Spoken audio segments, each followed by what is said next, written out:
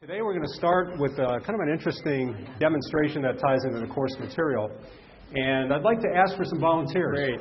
All right, here's what's happening. We're going to have two of you approach each other until you've reached a comfortable interaction distance, and then you stop. Okay? So we're going to start with, what's your name? Ken. And David. Okay. Approach each other until you've reached a comfortable interaction distance. Yeah. Okay, now Hiroshi's going to measure. We'll measure from the feet. Measure from the feet? Yeah. Toe to toe? Toe to toe. Okay. Mark's going to record. 2 feet. What is it? 2 feet. 24 inches. Yeah. Okay, next pair, we want Armando and what's your name? Eric. Okay, Armando and Eric. Approach until you've reached a comfortable interaction distance. Okay, toe to toe. 19 inches. 19 inches. Thank you. Okay, sign up Armando. Extra credit over there. Okay, Kevin and what's your name? Nabi. Kevin and Nabi. Approach till you reach a comfortable interaction distance. Oh. Okay. 5 inches. What's the nose to nose? Nose to nose. 13 inches. Okay. Okay, Aisha and what's your name? Diana. Aisha and Diana. Approach each other till you've reached a comfortable interaction distance. Okay. Feet to feet? Yeah. 44. 44. Okay. You guys can sign up. What's your name? Anita. And Patricia. Anita, Patricia.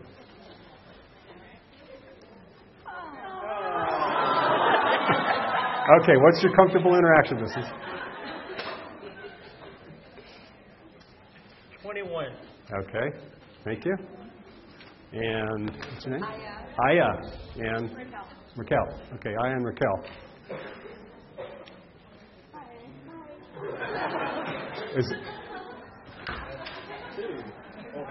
Okay. All right, thank you. So sign up for your... Okay. Okay, now we got... What's your name? Ali and Jessica. Ali and Jessica. Approach until you've reached a comfortable interaction distance.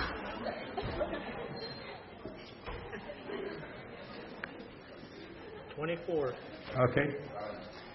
And Patrick and Leslie? Yeah. So wait. Start back over there. Okay. Patrick and Leslie. Okay, go.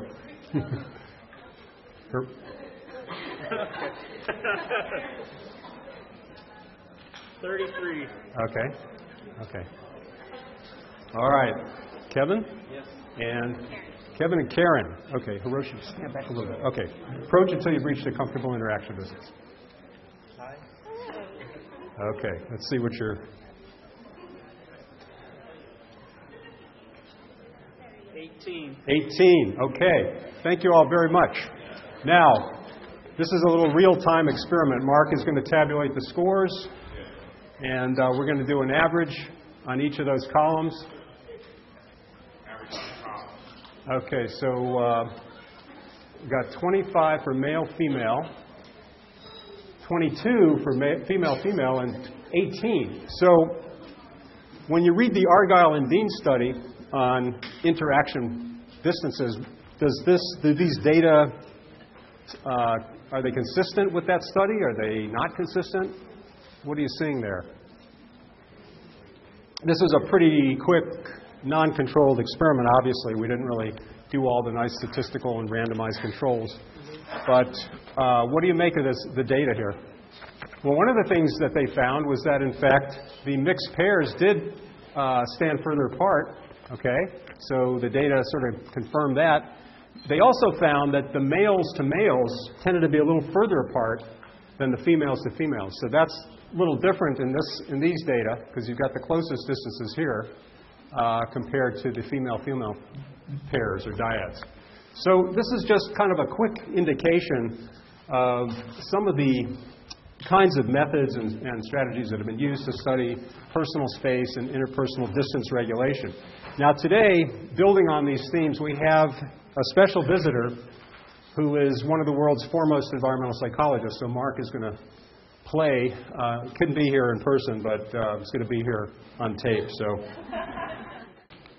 how come you're not going over there for dinner? Jerry, we don't care much for the Costanzas. We can't stand them. Really? Since when? Since always. We've never liked them. Why? Well, they're so loud. They're always fighting. It's uncomfortable. You never notice? Oh, I noticed, but they're from your age group. I didn't think you could detect abnormal behavior among your own kind. Well, we do. Yeah? It's us. Come on up. Elaine, you don't have a problem with her, do you? We adore Elaine. She wants to say hi. She's with her new boyfriend. What's he like? He's nice, bit of a close talker. A what? You'll see.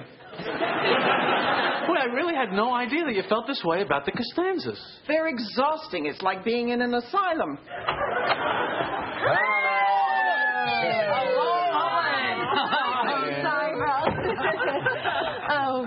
This is Erin. Hello, Erin. Hello, Aaron. So how long are you folks in town? 3 more days, and then we're off to Paris.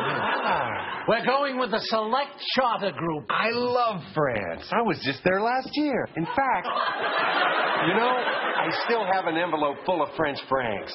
I'll give them to you. Well, we can't take money. Oh, no. It's a gift from us. Oh, that is so nice, Erin. Isn't he nice? So listen, has Jerry been showing you a good time? No, I haven't. I have a friend who works at the Metropolitan Museum of Art. How'd you like a behind-the-scenes tour? Really? You could do that? Easily. It wouldn't be any trouble? Of course not. When can we go? How about right now? I'm ready. Are you sure? Yes. Okay, let me get my coat. Elaine, what do you say? Well, I don't think so, Erin. I have plans. Oh. How about you, Jerry? I'm sorry.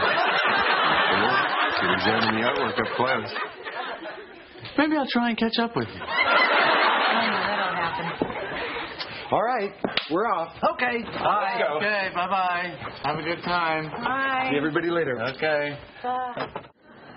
Okay, now that's just the first part. We got one more. Listen, I'll call you later. Okay, bye. Well, I should be going. Oh, thanks again. Goodbye. Bye. Hey. Oh, you must be Kramer. I've heard about you.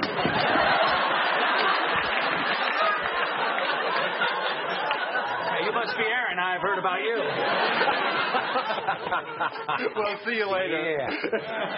Bye. Okay. So, to recap where we've been for the last few lectures, that we started out class 1 sort of laying out what is the substance of environmental psychology. What kind of environments are we talking about? Social and physical, virtual, place-based, natural, built. All of that comes into environmental psychology. The second lecture, we applied some principles of environmental psychology, including its interdisciplinary aspect, its ecological perspective, to a particular community problem, the obesity crisis. And we showed how different aspects of the environment, from the social networks that people are in to the physical arrangement of their neighborhoods, can affect their propensity to gain weight and even to become obese. And in keeping with the action research perspective of environmental psychology, we can use those kind of findings to develop evidence-based strategies for more effective public policies or community interventions to promote health. Now, in the last lecture, we laid out some of the basic principles of the ecological paradigm. And the reasons for that is, as ecology developed from biology through the Chicago School to social ecology as we know it now, what's happened is it's provided an alternative to more simplistic, reductionistic, or deterministic theories that certain variables always have the same kind of invariant effects on people. And we know that's not the case. Instead, what happens is people are part of complex systems, and how they respond to different situations depends on a lot of contextual factors. So Not only gender was varied in this particular demonstration we did up here. Some of you may have different personal dispositions to want to get up close to people. And next week we're going to talk about personality and the whole notion of stimulation seeking. Some people are stimulation seekers. They like to jump out of airplanes, go to wild parties. So there are a lot of individual differences that come into play. There are a lot of cultural norms and social norms that affect what happens in a particular environment. So ecology has provided a more comprehensive, contextually sensitive approach to understanding environment-behavior relations. So that's why we go through it and sort of lay the foundations or the framework for environmental psychology rooted in those ecological principles of systems analysis. Now today we're going to go into a little more detail about what we mean by systems, open systems theory, and then talk about what happens when systems go awry. They go out of sync. People aren't fitted or congruent with their surroundings, so they experience strain. And when they experience strain, they experience physiological and psychological stress. And this can happen in very demanding and very constraining environments. So these are our foci for today. And to begin with, in the next slide, last week I talked about how people ideally like to optimize their relationships with their surroundings. They like to work back on the environment and change it at time 2, and the environment then affects them, and then they change it and modify the environment further at time 3. So it's a give and take, transactional or reciprocal relationship. It's not just a one-way deal.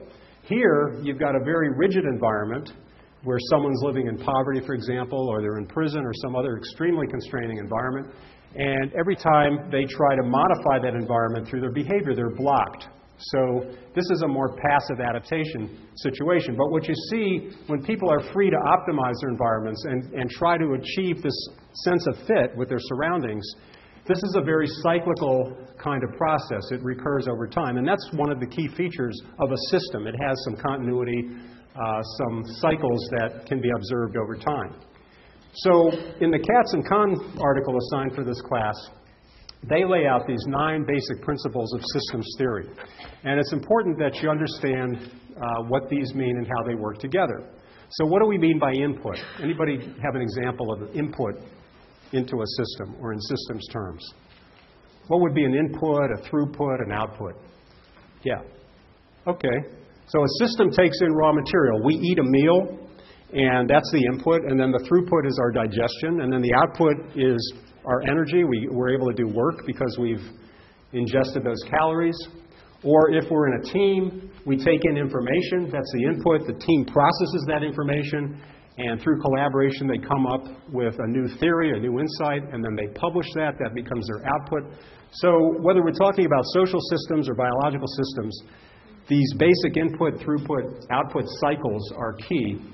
These go on over time, and you can see the recurrence. What does negative entropy refer to in systems theory?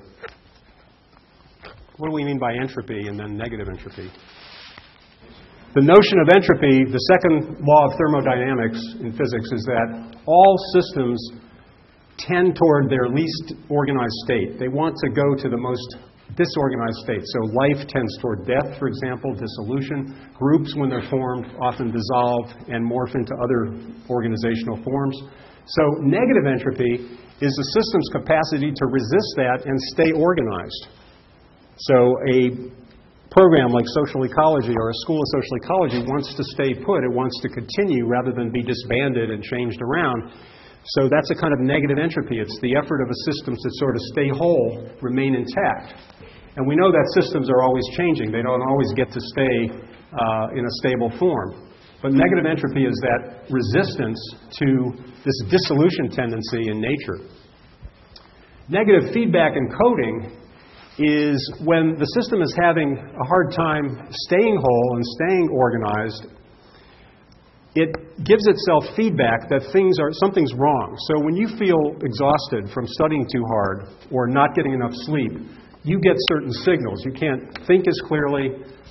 You can't get your work done. You're more irritable with your friends. So systems have ways of giving us feedback that we're out of sync and we need to go back into equilibrium to find that balance or congruence with our surroundings. Dynamic homeostasis means that systems are constantly trying to maintain that sense of equilibrium with their surroundings. So when systems get knocked off a kilter and they lose that equilibrium, there's an effort to try to regain it.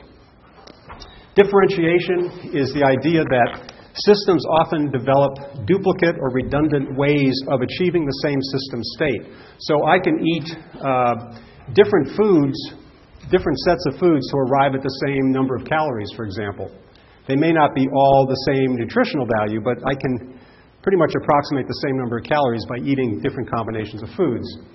And one of the things we learn in the interpersonal distance studies that we talk about today is that when you look at how people maintain a comfortable interaction distance or level of contact with other people, there are different ways to do that. So one way is physical proximity. If you want to be closer to somebody, you move in closer.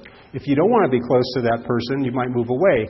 But what happens when you can't move away? You're stuck in an elevator, you've got a stranger right on top of you. So what do people do? What's another way of achieving equilibrium when your space is too close for what you want with another person? What's another way to kind of relieve some of that strain? Kevin? You don't make eye contact with them? So you avert eye contact. You don't gaze at them. You look away. So how many of you have ever been walking down a street, a sidewalk, and you're approaching somebody and you're looking at them, and then you get about 10 feet away and each of you starts looking away rather than saying, oh, how do you do? So oftentimes as our physical proximity increases, there are other ways to reduce that sense of closeness to get to a comfortable interaction level. So that's what we mean by differentiation. There are different ways to kind of get to the same end state. And finally, equifinality is the idea that we can use those different mechanisms or strategies to arrive at the same end states. And often systems, as they remain and they survive over time, they get more and more differentiated. So as life has evolved on Earth, it has become more and more differentiated. The species have become more complex. The cells and the organs have become more differentiated at a biological level. So these are the basic characteristics of open systems, and you can apply them to social systems, biological systems, cultural systems. Yeah, I've got a question. What's your name? Jessica. Throughput. Throughput is taking the inputs that a system brings in and changing them internally in the system. So digestion of food would be a kind of throughput. Or you go out on the internet and you're working on a term paper and you gather all kinds of information from Google and all kinds of sources, Google Scholar and different places. And then the throughput is how you integrate and combine that as you develop your paper and you develop an outline for what you want to say. So throughput is that ability of a system to take the inputs and through the processing of the information or the food or whatever the input is, to come up with meaningful, useful outputs or products. So is everybody clear on these basic principles? Because what we're going to do today is illustrate how they play out at different levels of analysis. We said that environmental psychology looks at people in microenvironments where they're interacting with a few other people. We look at what happens when we go to the neighborhood level or the community, societal level, or even the global level. And so we want to see how these different principles apply to individuals trying to reach equilibrium with their environment, to groups when they're interacting and you have a small group that wants to kind of stay intact and stay effective as a team. And finally, for a whole population. In the Wynne-Edwards article assigned for today, that's written by a population biologist who has observed a number of very interesting systems principles that work to keep equilibrium between a population size and the resources available in its habitat. How does that happen? And it's a very interesting paper because it led to a transition from sort of Darwinian checks on population size like disease and food supply and predators and things like that, extreme temperatures, to a more internal regulatory notion that populations have these mechanisms such as territorial behavior, as dominance hierarchies, that regulate their size so that they don't overstretch and overconsume the food resources in their habitat. So we're going to talk about Wynne-Edwards a little bit later. So let's go through these examples. Stanley Milgram's article is very interesting. It's a paper about how people living in a large city like New York have to adapt and cope with all that stimulation, the thousands of people that they run into each day. And what are some of the ways that individuals develop coping strategies to maintain equilibrium, to not get overwhelmed by all that urban stimulation, to keep their negative entropy or their organization? So that's an example at the individual level of analysis. We're also going to talk about Argyll and Dean's study, which is very much like what the demonstration we did today. Eye contact, distance, and affiliation or intimacy level.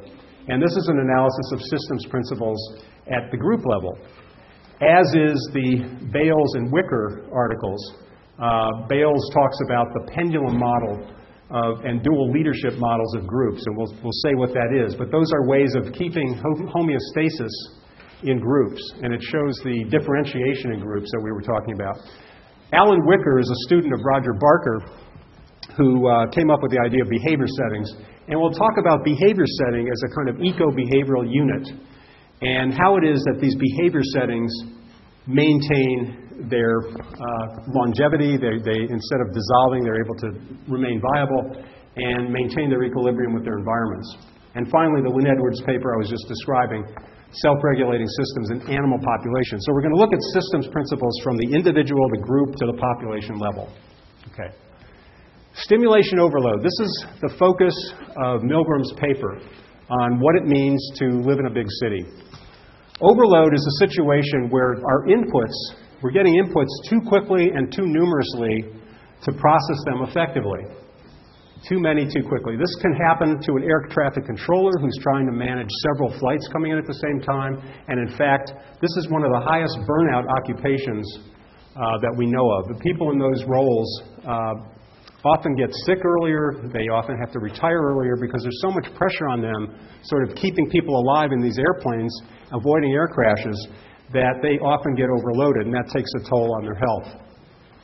By the same token, you can work in a very noisy, distracting environment where there's not enough separation between yourself and other people, and you experience a similar kind of overload. And sometimes people will put on earphones, they'll tune out the acoustical stimulation, although in this situation there's still all that visual commotion as you look across the cubicles and you see what's going on in the whole office. So you can't really isolate yourself very well there to maintain equilibrium. So these are all sort of examples of where overload can set in and be a problem. And this is examples of urban density, and this is rush hour on the 405 freeway here in Orange County, Shanghai, Times Square in New York.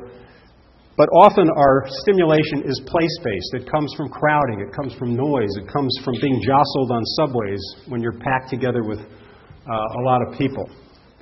In Japan, when you get on the subways there are often people that push people in to cram in as many people as possible so that the trains run more efficiently. And it's an example where our personal space is completely violated, so people have to cope with that while they're on the train in other ways, psychologically. So how do the urban dwellers in Milgram's study cope with overload? And what are some examples? Can you give me some examples of how these things happen in cities where urbanites become a little more impersonal, they become more laissez-faire about trying to help the other people out who get into trouble in the city if they're a stranger? What would be an example of allocating less time for each input or disregarding low priority inputs? How many of you lived in New York City or some big metropolis? Okay, Amber. I lived in Los Angeles a little bit. Okay. Sorry. There, not really knowing anybody. So I never really met my neighbors. It was just, focused on other things. Okay, so often in large cities, people get kind of insular. It's a little bit harder to go out and meet everybody like you would in a very small town where the norm supports being friendly and doing that. But in a big city, if you tried to do that every time you bumped into someone on the sidewalk, you'd run out of energy. You'd go into entropy. So in a large city, what the urbanite tries to do is screen out low priority input. So when you walk down the sidewalk in Times Square, you avert eye contact. You don't look at anybody in the eye. That's one of the first rules in New York City. You sort of avoid eye contact if you can. Or if you're walking over a body in the street, you don't stop and say, hey, can I help you out? What's happened to this homeless person? Or, can I help this person? Because often those kinds of responsibilities are shifted to the social service agency or some other institution in the city. When people ask for information, we don't go out of our way so much. We tend to keep it, very quick and succinct if we have to interact with strangers. We don't list our telephone numbers. We use, of course, now, most people have answering devices if they have a landline, or if they're using cell phone, they can see who's calling, and they have a lot more choice over who they're going to answer the call for. Filtering out strong involvements. You tend not to get involved with the vast proportion of people that you meet, and rather you keep your social networks to very small circles of confidants and close friends. And creating institutions to handle the load. Bus drivers in New York City will not make change. If you don't have the right change when you get on the bus, they won't, break a dollar and make change. So you have to get on that bus with the right change. Whereas in a small town, they'll go out of their way to accommodate you. So these are some of the urban coping strategies that enable an individual living in a high stimulation, overloading environment to keep a sense of equilibrium by not getting overextended. Now, you put that person in a small town, they're not going to look so good. They're going to seem impersonal. They're going to seem a little bit mean, gruff. And yet, if you put the rural person in a large city, they're going to get exhausted because they're going on the basis of their norms that they want to try to, be friendly to as many people as they can, and they can't keep up because there's just so many inputs coming at them because of the overload.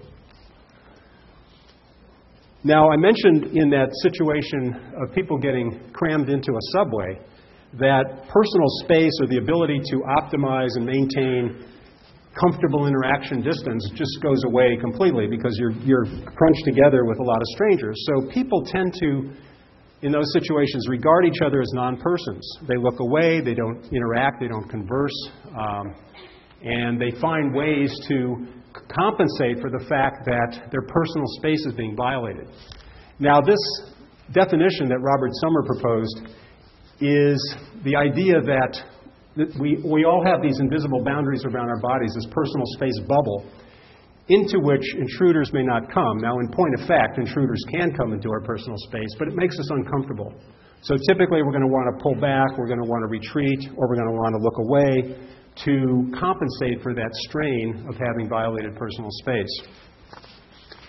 And this is shown pretty directly in the Argonne and Dean model of intimacy. They have this equilibrium model of intimacy, or close contact with other people, where they say that intimacy or contact with others is a function of these differentiated kinds of processes: eye contact, spatial or physical proximity, the intimacy of whatever people are talking about in that interaction, the amount of smiling that goes on.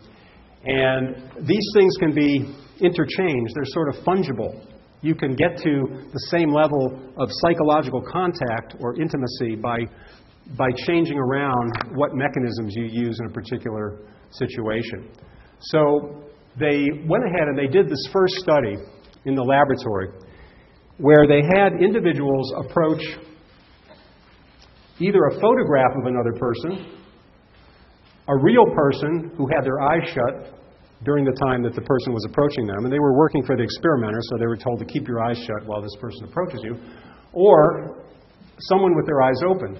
And what you can see is that for adults and also for children, there's this tendency to stand further away when you're going up to a real person who has their eyes open. As soon as someone closes their eyes, that shuts down a certain amount of stimulation, and so you can approach them more closely. And that's what we mean by equilibrium there. The lack of eye contact is compensating for the close distance so people can move in more closely. So that's what happens here. And then in a photo, they move in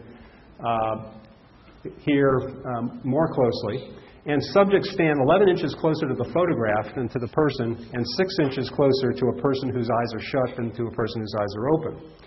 So this was their first experiment. Anybody recall, before we put up the next slide, what they did in the second experiment? They sort of built on these findings. Anybody recall the experimental paradigm or design in that second study? So when we put up the next slide, is it Hayhow? Okay, Hayhow. So what Chaos said is that they had the experimenters back here behind a one-way mirror, and they could observe whether this subject was looking at the Confederate. The Confederate is somebody who's hired, another student hired by the experimenters, to just continually look at the subject. So this person here, whether it's a male or female, is continually looking straight at the eyes of this other person. But what the experimenters are observing is whether that other person is looking away from the Confederate, working for the experimenters, or right at them. And they measured how many seconds in a 3-minute interaction or conversation were spent looking directly into the eyes of the Confederate. Very interesting results.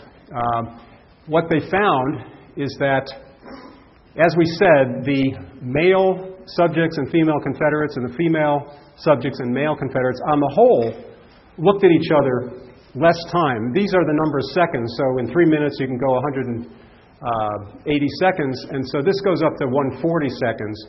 But you can see that at the 2-foot distance, when they move those chairs only 2 feet apart, okay, less than 60 seconds looking at each other for these groups here, the mixed gender groups. Up here, you had a little bit more eye contact, but if you compare what happens when they move those seats back further, so here the Confederate and the subject are sitting 6 feet away, here they're sitting 10 feet away, you can see this trend where as you open up the amount of space, people then look at each other more, or they look at that Confederate more. They're able to have more eye contact stimulation because they've got more room to work with.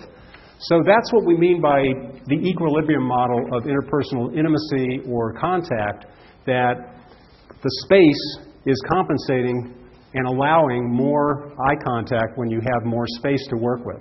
And up here you've got the female and female subjects looking at each other the most, the female subjects and the female Confederates, which didn't match our data in the classroom. But of course our data, were not very experimentally controlled, although we did sort of confirm this finding here with the mixed gender pairs. Yeah, that's a good question. Did peripheral sight matter? Did they try to measure that? They had a pretty simplistic measure of estimating whether the subject's eyes were locked on the Confederate's eyes. And they didn't try to get into the nuances of whether someone's looking a little sideways or not. But yeah, sometimes you can use peripheral vision to see what's going on if you're not looking at them directly. But the basic message here is that there is this kind of relationship where length of glances or eye contact increases at greater distances. Much less contact among mixed-sex pairs, and that's, of course, stranger pairs. If people are going together and they're friends, that finding doesn't hold up. And at the 2-foot distance, eye contact never completely fell to zero, but there were signs of tension. So people were sort of squirming in their seats a little bit more, and they were moving around. And their body language, their nonverbals were showing a little bit more tension. So this is equilibrium at the small group level, where you've got a few people interacting with each other, 2 people in the same situation. So there you have this equilibrium principle. Here we have another illustration of equilibrium principles in group dynamics theory. Robert Bales was a famous group dynamics researcher at Harvard University, and he used to bring in experimental groups to the laboratory. He would invite people to meet for 10 weeks or so and get to know each other and keep coming to the same room each week to discuss different kinds of issues, and the group would get to know each other. And what he observed is that most groups swing back and forth between a task focus on solving some challenge that the environment poses, like a team has to find a solution to a particular problem, versus what he called a socio-emotional focus or orientation. And that means maintaining cohesion with fellow team members. And often what happens is when teams work really hard on trying to get a task done, and you've got a leader delegating work out to other people, and you've got a status hierarchy, people get kind of annoyed, they get tired, they get resentful sometimes. So you need sometimes to switch over to more of a socio-emotional orientation. And you see this a lot in sports teams, where you'll have a baseball team or football team, basketball team working really hard to win the World Series or the Super Bowl, whatever. And then when they finally get to that goal, all the tensions start coming out. People want to become free agents and go to some other team for a higher salary, or they start bad-mouthing some of the fellow players because they don't have to keep working on that task goal anymore. So at that point, the team has to shore up its cohesion.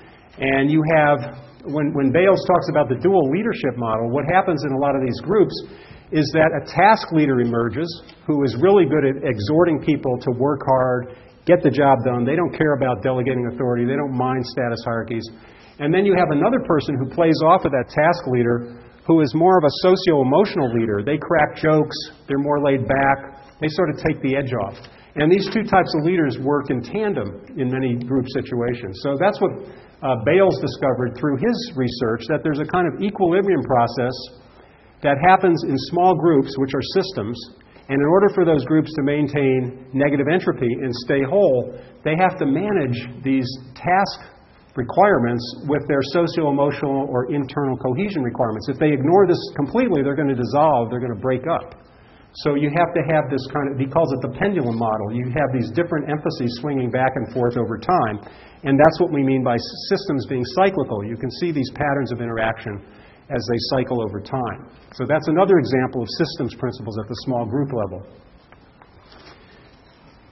Yet another example of how systems operate in groups would be behavior settings. And we've already talked a little bit about what a behavior setting is. Being a place with a group of people that typically is in that place at certain regular times and they're doing certain things. So in this classroom, we're here Tuesdays, Thursdays, 5 to 6:20, and we have a certain behavioral program that goes hand in hand with this physical milieu. So the physical milieu and the social or behavioral program are part of a system. And those are a couple of books that Roger Barker worked on at the Midwest Field Station in Oskaloosa, Kansas. And I actually have a prized copy here of one of his books, which he gave me, One Boy's Day. And I'll tell you a little bit about that book as we go through the slides. But a behavior setting is people in a specific environment performing certain activities at designated times. That's the basic definition or components of a behavior setting. Now you can say, okay, that's obvious, so what good is that? Okay, so let's find out what this behavior setting theory is good for. Now, first of all, just some local behavior settings. So you can watch a night game at Cicerone Field. This happens to be UCI versus USC a few years ago. This is a dormitory, Brisa Dorm, where you've got some events that go on on a regular basis in those dorms, evening discussion sessions, other things. You've got the student center, where there are a lot of individual behavior settings. So you've got the Anfield Pub, where that's open certain hours, bands play, people come, they socialize. You've got this classroom here, SSLH 100. You've got this basketball game at Bren Center. And then interestingly, you've got the basketball courts in Main Beach, Laguna Beach. And this is a behavior setting in that a lot of the same people show up at regular times to participate in those basketball games. But if you go a little bit further out on the beach here, where you bring a blanket and you just lay down your blanket and you hang out at the beach, that's not so much an organized behavior setting, because the people that are lying next to you on the next blanket aren't really interacting with you in a structured way. So that's a more of an aggregate setting, but it's not an organized system like a behavior setting. But this basketball court here, or the volleyball courts at Main Beach, are behavior settings because they have a regular program that's attached to that particular place. So this is the book I was telling you about that Barker and Wright published. And what they did, this whole book of 300 pages is about one kid's 24-hour day where they followed him around into each behavior setting he went with his parents or his friends, and they tracked what he did there. And you could say, wow, that's kind of boring. Why would you follow one kid and write a book about that? And one of the things that Barker and his colleagues were trying to show there is that the child's behavior changed as a function of the settings that he went into, even more so than his own personality. So rather than trying to explain the child's behavioral tendencies in terms of personal dispositions, what these authors were trying to emphasize is that depending on the strains or the demands of a given setting, that had more influence on the behavior than the individual differences. So this was kind of a first step in the development of behavior setting theory. But what Barker then began to do is to apply this notion of behavior settings being a system. And he started with a study of high schools in Kansas, a small town in Kansas. And these were the different sizes of the high schools, number of students enrolled at each high school. This is a pretty small school with 35 students. Here you've got Capital City with 2,287. And what you find when you count up the number of behavior settings that the kids can go into outside of their classes, so we're talking about sports teams, cheerleading, orchestra, band, things like that. As you get larger schools, of course, they offer more behavior settings. But what you also see is that the ratio of students to those settings starts to change. In this small school, you've got one student per setting, whereas over here in the larger school, you've got 8 students showing up for the same activity. So what's happening here is, as you get to really large schools, you've got more onlookers who are peripheral to the activities, whereas in a small school, it puts a lot of pressures on you to participate. So you've got to be on the football team, you've got to be on the newspaper, maybe they pull you in to be on the band, maybe they rope you in to be on the basketball team, because for that school, that small high school, to stay viable and to avoid entropy, it has to press into service everybody that's in that school. So you see this in these tabulations of students' participation in extracurricular activities in the small schools and in the large schools. And here the number of settings or activities that the students enter is not all that different between the small and large school. But you start to see a greater diversity of activities here among the students in the small school. And what you really see in terms of the differences are in terms of where they have responsible roles, like where they're president of a club or they're leader of the team.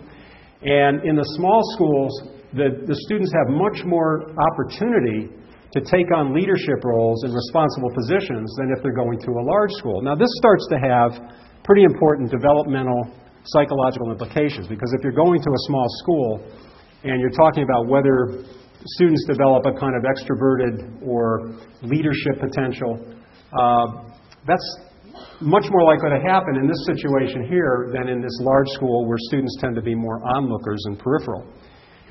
So for the school as a system to maintain its viability and its negative entropy, it has to press its students, its members, into more different kinds of roles. And you could say, well, that causes stress in all those students because they're forced to do that. On the other hand, maybe it helps them develop these capacities and these skills that they might not have developed if they were a small fish in a big pond rather than, in a small pond. And here, Barker's student, Alan Wicker, extended this research by going into churches, large and small churches. And he found that when you look at the number of behavior settings entered by congregants in small churches versus large churches, there's more here, more diversity of settings.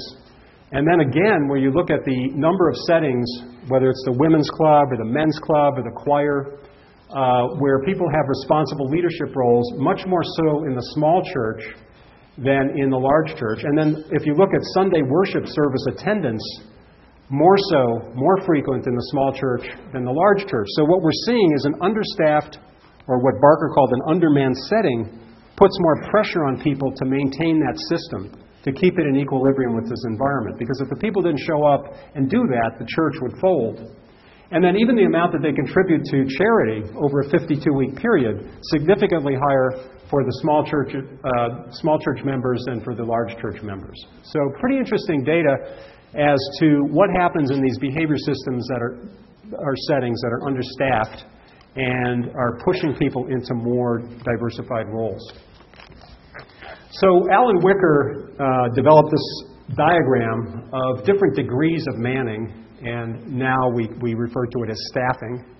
We're not just talking about men, we're talking about men and women in these settings. So what he reasoned is that all settings have a kind of adequately manned zone where you've got enough people to fill out a pretty good basketball team. Some people are going to be on the bench, but at least you can keep it running. In a small school, maybe you have only 2 bench players. In a large high school, maybe you have 3 different teams, the A, B, and C team. But when you get into the undermanned or understaffed zone, that's where you're going below the maintenance minimum, and the team might not be able to go on. It might fold up. When you get to the overmanned zone, and this is richly manned, but as soon as you get overmanned, other kinds of strains start to beset that system where people don't feel like they're getting enough chances to participate, they feel alienated, they feel left out.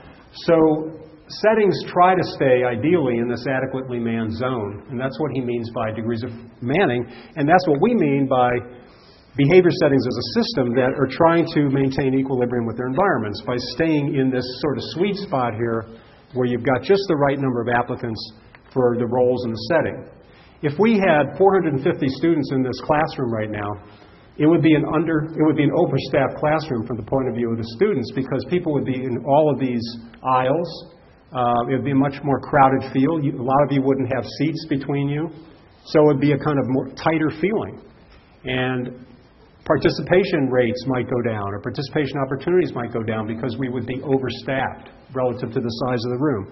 So these equilibrium points in behavior settings become pretty important. These are some behavior settings that have had a big impact on me. And one of the things we think about is that each of us experience certain key settings in our lives which leave an imprint on us, an impact on us. Next week we'll talk about the notion of place identity, how much of our personal identity is tied up in our experience with our hometown or where we went to college. For me, I went to college at the University of Chicago, which was quite a contrast from where I grew up in Miami, Florida. I then went to graduate school at the University of North Carolina for 4 years. So this was 4 years, this was 4 years. And then I've been in social ecology for pretty much my career after grad school. And interestingly, when I came to social ecology, it was an understaffed setting. It was a tiny experimental program. There was no place for it in the academic plan of UC Irvine. And some young upstarts decided we're going to create a program in social ecology and later a school of social ecology. There were none of these buildings, SE1, SE2, Social Behavioral Science Gateway. That was all sort of a figment of our imagination that this could happen here. So part of being in an understaffed setting for me as an assistant professor is I got pressed into a lot of roles that I normally wouldn't have had to do if I had gone to a regular, fully staffed department. For example, I was chairing a Merits and Promotion Personnel Committee as an untenured professor in my third or fourth year at UCI, which is unheard of. It's a very risky thing to do because, sometimes those committees make decisions that people don't like.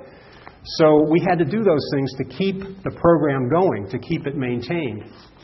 And as the school grew, and we went from a little slice of the 7th floor of Engineering Tower to these 3 buildings we have today, we became more differentiated. So systems that stick around, like this academic program and school, is a system that became progressively more differentiated. That's what we mean by differentiation in systems. If organisms are going to evolve to higher forms, or if organizations are going to stay and become larger and stay viable, they have to evolve. And they become more decentralized, they become more differentiated. So we are quite a bit more decentralized now, being spread among 3 buildings than when we were in one small space. So each of you should think about what are the key behavior settings that have affected your identity and how have they affected you? Did you go to a small school, a large school? What were the pressures on you to participate? How has that affected your personal dispositions? Now, one of the things that's happening today is we have virtual behavior settings, or sites on the internet where people go to hang out with other people in a chat room or Second Life community. There are many settings that are built around people's common interests in a particular health problem or hobby. So these are now virtual behavior settings. This is something that Barker could never have envisioned when he was writing his books back in the 40s and 50s. But these virtual places develop a kind of sense of place through their sustained interaction that people have in those portals or in those internet sites. And the next slide here, Mark Combs, for his senior honors thesis at UCI, did a study of Second Life. So this is Mark's avatar here when he was participating in Second Life, sort of observing what was going on in that community. And he'll tell us about that actually a little bit later in the course when we talk about environmental psychology of the internet. So this last example of systems principles applied to the population level analysis. We've talked about small groups, we've talked about individuals, but what about whole populations? And there's been a lot of research on how animals come into equilibrium, animal species living in particular habitats achieve equilibrium with their surroundings.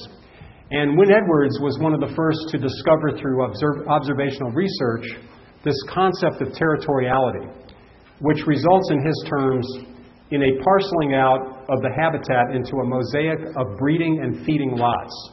So territoriality enables animals in the species to lay claim to a particular parcel of land, whether it's a nest in a tree or a particular cave or whatever it is, and it's basically associated with biological functions of food, provision, and mating.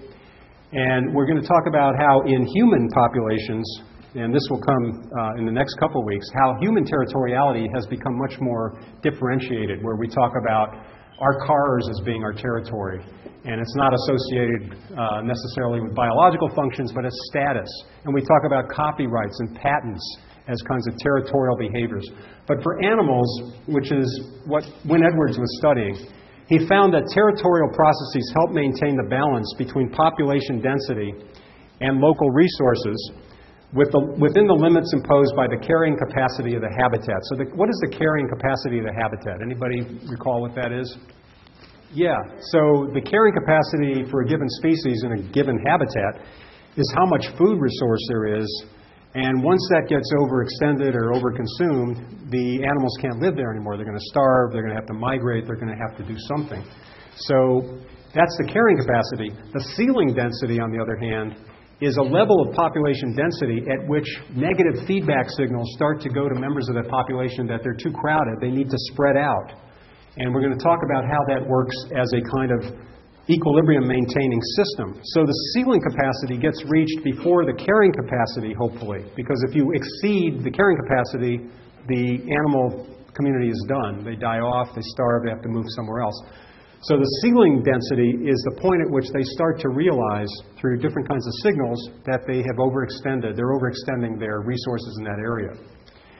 And Wynne-Edwards really extended some early thinking of the evolutionary biologist Darwin by going beyond these traditional checks on population size. Before Wynne-Edwards' theory of territoriality, the main checks on population size were assumed to be the presence of predators that attack animals of a given species, the amount of food available in a given environment,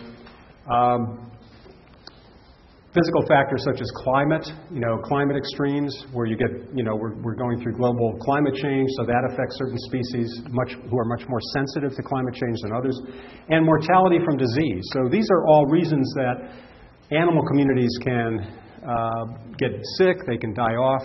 They're external to the population or the community itself. And what some of the research on crowded animal communities found is that when you put rats or some other species in a defined area, you give them all the food they want, you maintain optimal temperature for that species, you get rid of predators, and you control for disease, what happens is they still reach a density point where you start seeing these problems where infants are dying off prematurely. Or you have hyperaggression incidents where animals in that community are fighting with each other and sometimes injuring each other. You have other animals sort of cowering in the corner. So John Calhoun referred to this as a behavioral sink, where sort of the worst stuff starts to happen when you exceed that ceiling density. And even though Darwin's checks on population are all controlled for, they have plenty of food, good temperature, no predators, no disease to speak of, they're still experiencing these internal strains and stress, which brings down the size of the population. So rather than breeding indefinitely, they start to die off. Certain animals get hit harder by these stresses.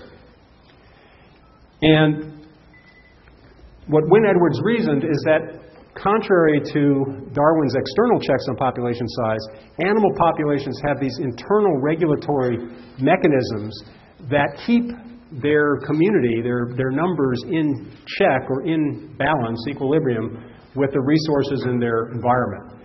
So the whole notion of ritualized displays of aggression, and this is a kind of negative feedback system or signal within an animal system, where you reach that ceiling density, animals get uptight because they're bumping into each other more often, and they start to get more aggressive, especially the dominant animals. And there's this dominance hierarchy that most species show, where there's a differentiation between the dominant animals who can lay claim and hold territory and the subordinate animals that aren't able to hold territory. They have to migrate or be more vulnerable to predators because predators can attack them more easily if they're not in a home base or territory. So territoriality, spreading out, maintaining comfortable interaction zones, claiming home bases, nests, other kinds of territory. That's an important aspect, an important internal check on population size in Wynne-Edwards' model. And finally, for those unfortunate animals that don't get to have territory, they often have to migrate somewhere else or, face the possibility of extinction if they stay in that same area because they're more vulnerable than the dominant animals. So these are some of the internal regulatory systems or processes that keep that animal community in balance or synchrony with its surroundings. We talked about person-environment fit in environmental psychology, and this is what we would call animal population environment fit in terms of their size relative to the resources provided in the environment. Yes, question. That's a good point Sean's making, that the migratory process, which happens for the less dominant animals, also has an evolutionary advantage in keeping the genes of that species around if they can find an appropriate place to migrate to. If they're on an island and they can't fly to another island, they may be in trouble. But yes, that can have those positive evolutionary consequences, like you're saying. Now, when systems go, we've talked about, the individuals living in cities in Milgram's study. We've talked about behavior settings where the setting has to have enough members to keep it going. And the members in those settings, especially understaffed settings, get pressed into doing more leadership roles.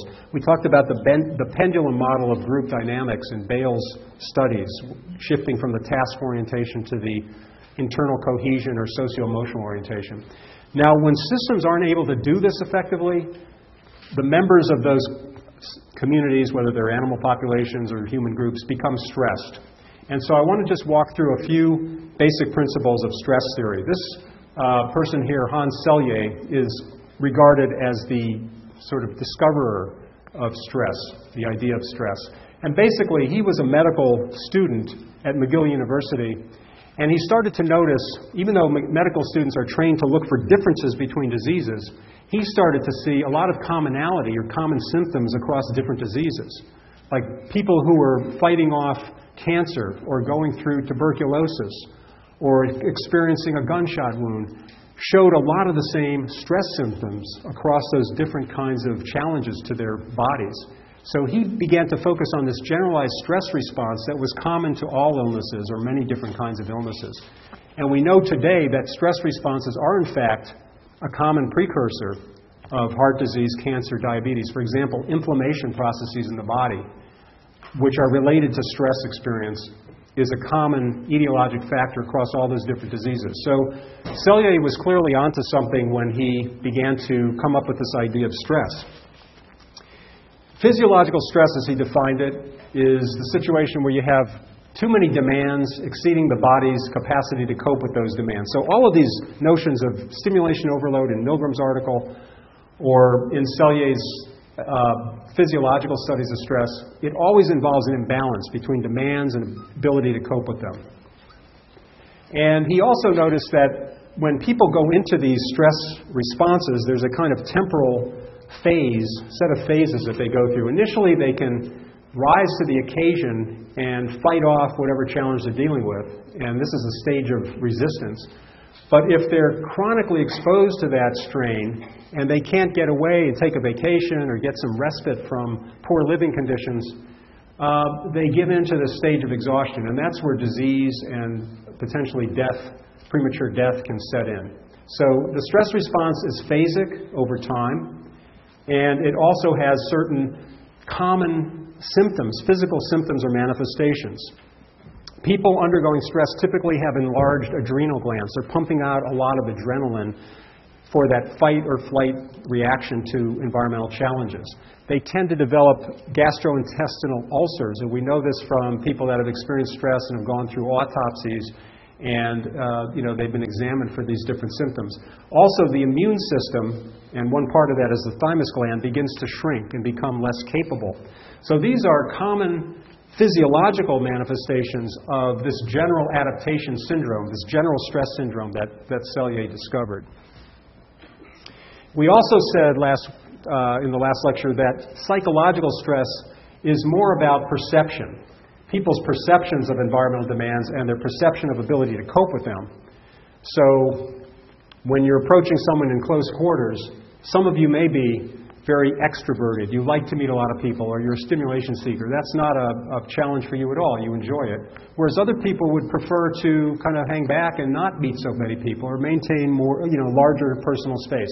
So depending on your needs and what the environment is, dealing at you, this is going to determine whether you feel a psychological stress response or not. So this is an important extension of Selye's physiological stress theory by Richard Lazarus at Berkeley, who came up with the notion of psychological stress.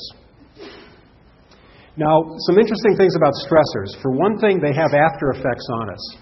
We can be exposed to them and get through them okay, but then when the stressor goes away, we show some of the negative responses. So, sometimes people work really hard during the quarter.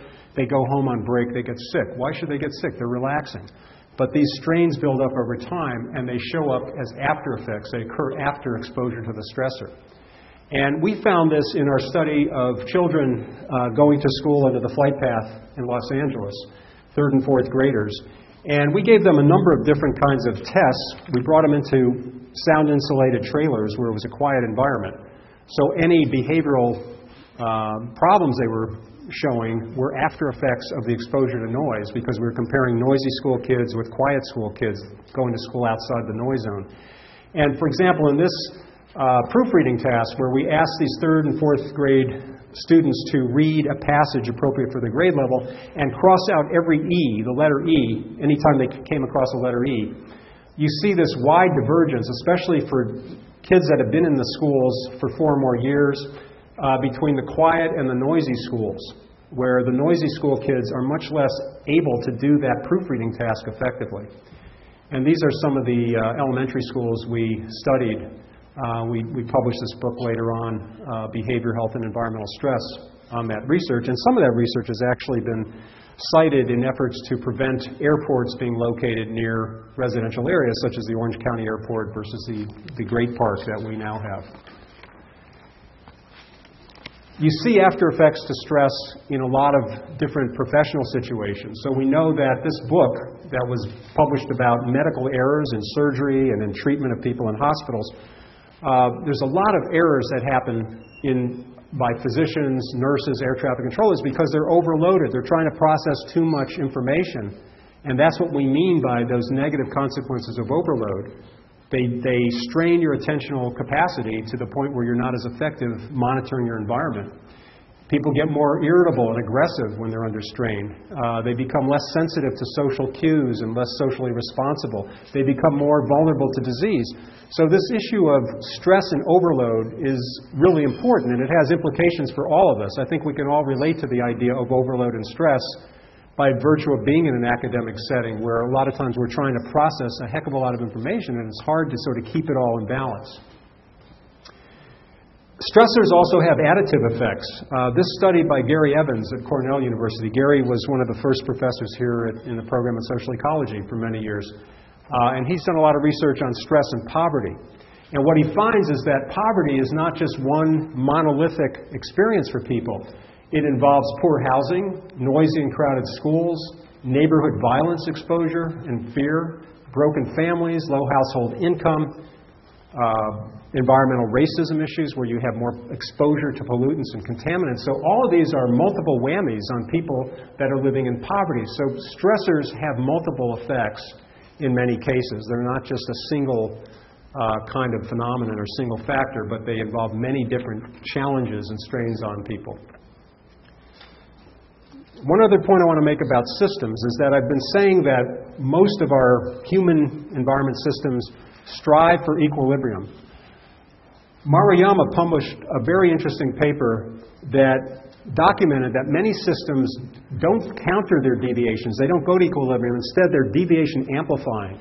They get more and more extreme. You get these spirals, these vicious cycles where poverty gets more extreme or the digital divide gets more extreme. So not all systems are able to go to equilibrium or are built that way.